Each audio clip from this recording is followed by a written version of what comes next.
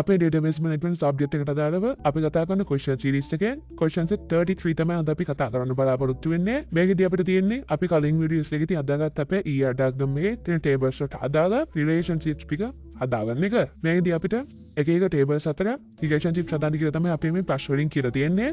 අපි අපේ ER diagram එක open කරගෙන මේ ප්‍රශ්න එකින්කට උත්තර හොයාගෙන අපේ tables අතර relationship ටික හදාගමු.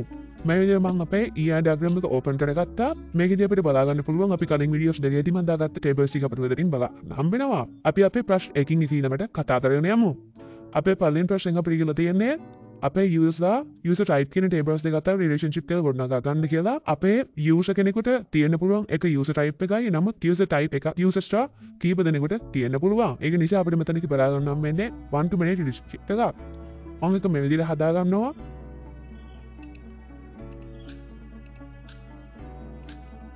ඊළඟට දෙවෙනි ප්‍රශ්නේ දියොත් එම ඒකදී අපිට අහලා තියෙන්නේ අපේ user සහ gender label එක අතර තියෙන relationship එක මොකක්ද කියලා. අපේ user කෙනෙකුට තියෙන්න පුළුවන් එක gender එකයි. නමුත් gender එකක් තියෙන user කීප දෙනෙක් ඉන්න පුළුවන්. ඒක නිසා මෙතනින් අපිට බලා ගන්න නම් වෙන්නේ one to many relationship එකක්.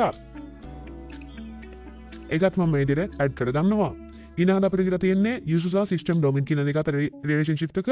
අපේ user කෙනෙකුට තියෙන්න පුළුවන් එක system login එකයි. ඒ වගේම system login එකකට ඉන්න පුළුවන් ඇති user කෙනයි. ඒක නිසා අපිට මෙතනදී බලා ගන්න නම් වෙන්නේ one to one relationship එකක්. අපි එකක් මේකට add කරගමු. ඊළඟට අපේ address table එක සහ user table එකට ගියොත් එහෙම අපේ user කෙනෙකුට තියෙන්න පුළුවන් එක address එකයි. නමුත් එකම address එකේ users කීප දෙනෙක් ඉන්න පුළුවන්. ඒක නිසා මෙතනදී අපිට බලා ගන්න නම් වෙන්නේ one to many relationship එකක්. ඊළඟට අපේ address සහ city table එක කියන එකට ගියොත් එහෙම අපේ address එකට තියෙන්න පුළුවන් එක city එකයි. නමුත් city එකේ address කීපයක් තියෙන්න පුළුවන්. ඒක නිසා අපිට මෙතනදී බලා ගන්න නම් වෙන්නේ one to many relationship එකක්.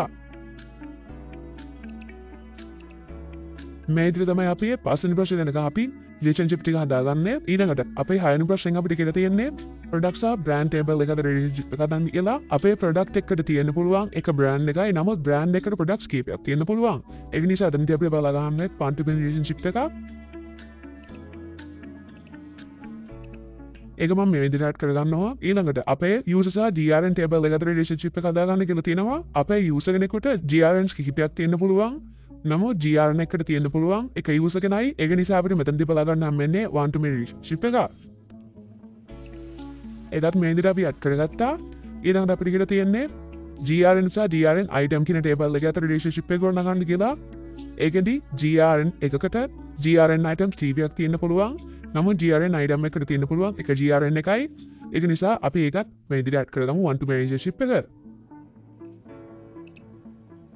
ඊළඟට අපිට කියලා තියෙන්නේ GRN items සහ product table එක අතර relationship එක උනාගන්න කියලා.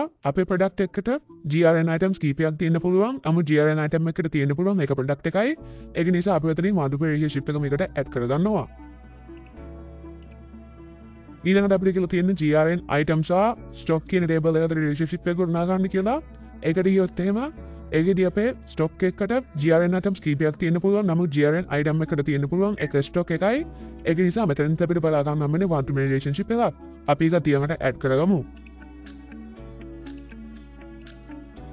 ඊළඟට අපේ user සහ invoice table එක අතර relationship එක ගත්තොත් එහෙම ඒකදී අපිට බලා ගන්න නම් වෙන්නේ one to many relationship එකක්. අපේ user කෙනෙකුට invoices කීපයක් තියෙන්න පුළුවන්. නමුත් invoice එකකට තියෙන්න පුළුවන් එක user කෙනයි. අපි ඒකට අදාළ relationship එකක් මෙතනින් add කරගමු.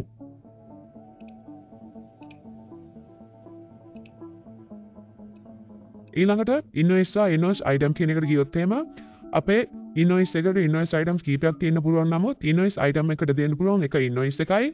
ඒක නිසා අපි මෙතනින් one to many relationship එකක් තමයි add කරගන්නේ. අන්තිම එකේදී අපිට කියලා තියෙන්නේ අපේ invoice items සහ stock කියන එක අතර relationship එක උනාගන්න කියලා. අපේ stock එකට invoice item කීපයක් තියෙන්න පුළුවන්. නමුත් invoice item එකකට තියෙන්න පුළුවන් එක stock එකයි. ඒක නිසා අපිට මෙතනදී one to many relationship එකක් තමයි add කරගන්න සිද්ධ වෙන්නේ. මම මේ විදිහට ඒකත් add කරගත්තා. මේ විදිහට තමයි අපේ questions 13ටම relationship ටික බලා ගන්න හම් වෙන්නේ. ඒ වගේම මේ තමයි අපේ question set 33 කට දාලා ප්‍රශ්න වලට උත්තර ටික. මේ විදිහට අපි අපේ ER diagram එකේ relationship ටිකත් හදාගත්තා. අපි question set 34 එකත් එක්ක ඊළඟ වීඩියෝ එකේදී හම්බෙමු.